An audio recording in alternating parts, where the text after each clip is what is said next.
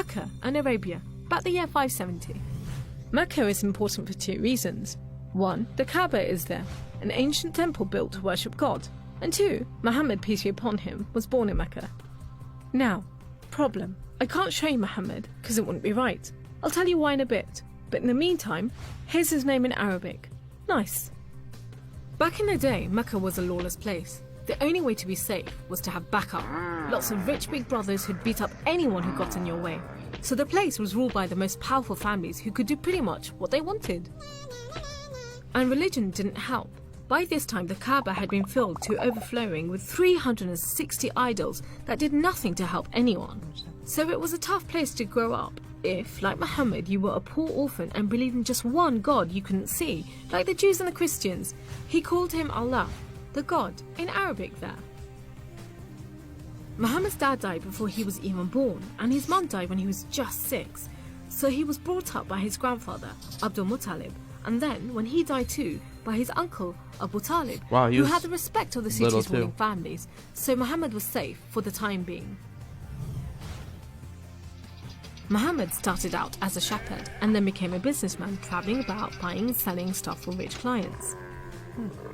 When he did some work for a rich widow called Khadija, she was so impressed by his honesty and skill that they ended up getting married. And for a while, it looked like Muhammad was going places. Well, he was, but not how you think.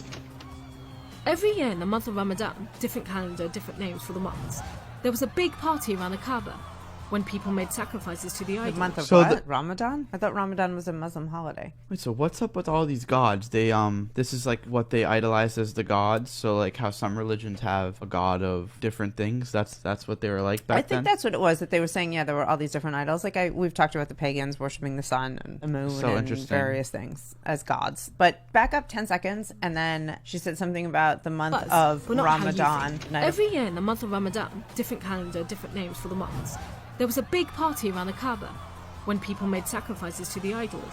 Muhammad hated it, so he'd get... Okay, damn, so Ramadan, they used to make sacrifices. Ramadan was just something that was happening anyway before Islam. But they were it looks like they were doing godless activities around Mecca. Yeah, okay. Damn. Out of town and sleep in a cave he'd found on top of a nearby mountain. One night, Muhammad's praying to Allah when wham! There's the angel Jibreel, you might say Gabriel, standing right in front of him. Read, says the angel, but Muhammad couldn't read. No schools, you see. Jibreel keeps on at him. 3 times he says, read. Then he grabs hold of Muhammad and wham! Again, it's like Muhammad's learnt the words off by heart. So he recites the message out loud. Read in the name of your Lord, who created man from a drop of blood. Read, for your Lord is most generous. He who taught by the... And you can go to that mountain, right? Like, I think that's a legit historical landmark that people can go to. Isn't that what the 3 Muslims said? And he said one of them went there and felt like something really special. He did say he went to one of the special, places where Muhammad was. I don't know if it was this one. Huh. I don't remember. Have you ever had something with like a dream? So how he couldn't understand language and then he suddenly understood it. Did you ever have that in a dream or something where something like didn't make any sense to you, or you couldn't, and then you either had a dream or something like that and then it started making sense? Music. Music? I have written songs in my dreams that I know I have never heard, and then you woke up and wrote it down. I wake up and I don't know how to write it down, and they are lost. It's happened I think it's happened 3 times, 2 that I can remember for sure. And it told me, like, the thing is, in my head, I feel like if I studied music and I really dug into it, that I could actually write music, and I can't. I know I can't read music, I can't write music, I can't play any instruments. I've never studied them, but in my dream, I have written new songs that I know did not exist. That's crazy. And it drives me crazy. And I wonder if there's some sort of message there that I ought to be doing that. It was just a straight banger. Could have taken you out of the hood. You'll never know. I had that with Italian, I said, where I couldn't understand Italian, and then I had a dream, and it just like made sense afterwards. Wow. It was weird. Like I couldn't understand conjugations for the life of me, like first, second, third person. And then, I was trying to learn it, or sort of. I didn't really care about school. And then I had a dream, and then I just got like so much better at languages. And like I was kind of with all my, like, on the same wavelength as my friends, where we were all just dumbasses in the class, and then I was like the smartest. You were good at languages, yeah. The matter of days, I was really good at it. Weird stuff, how that happens. And taught man what he did not know. Is there a reason for that? It was a message from Allah. God was speaking to him just like he'd spoken to the prophets in the Jewish and Christian holy books, which meant he was a prophet too. The messages continued for the rest of Muhammad's life. Allah gave him the words to say, and the prophet recited them. The words were written down by his friends, and years later they were collected together and became the Muslim holy book, the Quran, which means recitation, because Muhammad recited it, you see? Anyway, that was much later, so back to the night of power. Muhammad tells his family, then his friends, and eventually everyone about Allah, that he's the one and only God, that he wants everyone to be treated fairly, and long story short, it didn't go down well with the ruling families of Mecca, who liked things just the way they were. Thank you very much. You see, Islam means obedience to Allah, and Muslim means someone who obeys Allah, and the ruling families didn't want anyone obeying anyone else but them. So the people who believed in Muhammad's message, the Muslims, were given a hard time. Some were even tortured and killed. A few of them managed to escape to Abyssinia, Ethiopia. But most were stuck in Mecca. Muhammad also had to cope with the death of his wife, and then just a few weeks later, his uncle too. Damn, that's... Feeling very down, he went to the Kaaba to pray to Allah one night. Then, the weirdest thing happened. Jibreel turns up, sits him on a winged horse called Al-Buraq and flies him all the way from Mecca to Jerusalem. He prays with all the prophets who have ever lived.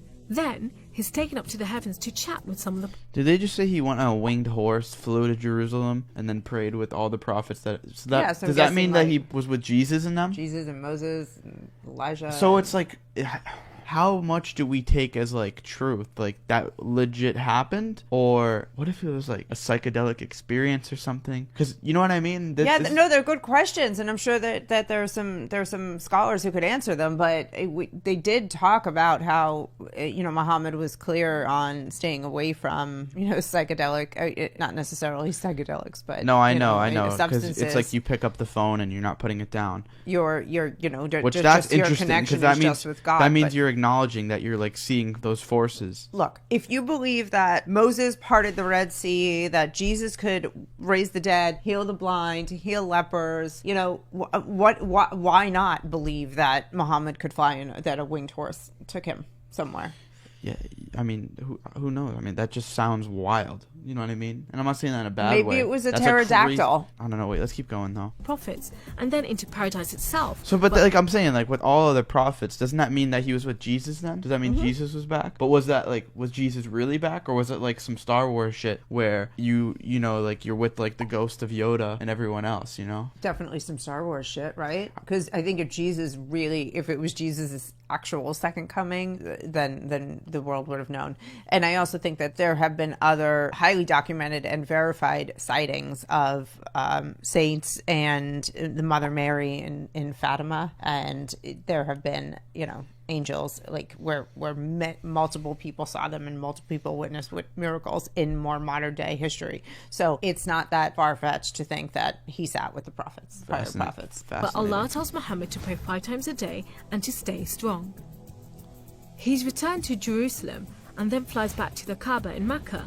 We call it the night journey, and Muslims still argue whether it was a real experience or a vision, but whatever, it gave Muhammad a much needed... There you go. Even the Muslims are arguing about that. Wow, that's wild. I'd love to hear educated arguments on that. That's like the one thing I really question, and that's the same thing they do. That's so fascinating. Boost, and just as well... Like, imagine it was it's just not that crazy to question whether or not a fucking Pegasus came along and flew someone. Yeah, but how do you know what to believe with religion a lot of the time? You know That's what I mean? I'm saying. It's not that crazy that it was... Yeah, all right. Others questioned it. Let's just keep going. Because there were more tough times ahead.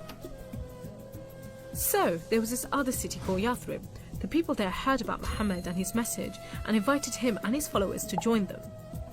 A few at a time, the Muslims left Mecca and made a dangerous journey across the desert to Yathrib. It's known as a hijra, which means migration. I'm listening! Oh my God. Made a dangerous journey across the desert to Yathrib. It's known as a hijra, which means migration. Like birds do. Muhammad and a few of his friends stayed in Mecca until everyone had got away and then made plans for their own escape. But the ruling families wanted to kill Muhammad while they still could, so 7 sons, one from each family, were sent in the middle of the night to stab the Prophet while he slept. But he was way ahead of them, and when they burst into the house, Muhammad was gone. Trackers were sent out to hunt him down. Muhammad and his best friend Abu Bakr took a roundabout route to try and shake off the pursuit, but the trackers were too good and slowly gained on them. You know, that's so crazy to think about back then, that like the way you had to track people. Like, I feel like back then you could just go to a town, rob it, go to the next town, and like, how is anyone gonna find you? How do you even explain what the person looked like who did this thing? Yeah. How are they gonna prove that? Like, that's wild that they're going and chasing after him. That was really scary. That's why though a lot of innocent people were accused and convicted and hung or whatever for crimes they didn't commit. Because that's something. Because the leaders needed to solve the crime in order to make everybody feel better, and so they'd be like, "He did it. He looks, yeah. Oh, look, yeah, 6-foot white guy. Yep, you did it." And you'd be hanging in the town square. Unfortunately, Which, you know, really, it's really sad. So Muhammad and Abu Bakr hid in a cave and prayed that no one found them. The trackers found the cave all right, but they didn't bother going in to search. There was no way Muhammad could be inside, they thought. There was a spider's web over the mouth of the cave and a nesting bird at the entrance. He must have given them the slip. So off they went, leaving Muhammad and Abu Bakr protected by a spider and a bird. what? So did they say like he went in the cave and there must have been a water supply inside or something, and then the spider built it and the bird? Like, they say that in the Quran. Do you think that was intentional to think that he wouldn't go in there? I would think so. Otherwise, how would we know? That's like, incredible. They say that everything they know about it is in the one book, and that was one thing we learned from the Muslims. The three Muslims is that they said that everything's in one book, where in Christianity, you know, we have a lot of different writings. It's fascinating. Muhammad made it safely to Yathrib, which was renamed Medina al-Nabi, the city of the Prophet, but most people just call it Medina. But Muhammad's worries weren't over yet. There were 3 big battles between the Muslims and the Meccans. First, the Battle of Badr, when Muhammad and just 313 men faced 1,000 Meccan soldiers. Miraculously, the Muslims won. Wait, Then, what were those numbers? 332 faced over 1,000. 1,000 Meccan soldiers. Miraculously, the Muslims won. Then there was a Battle of Uhud, which didn't go so well. Some of Muhammad's men disobeyed his orders and ran off during the battle to raid the Meccans' camp, and so the Muslims were outmaneuvered. Then there was the Battle of the Trench.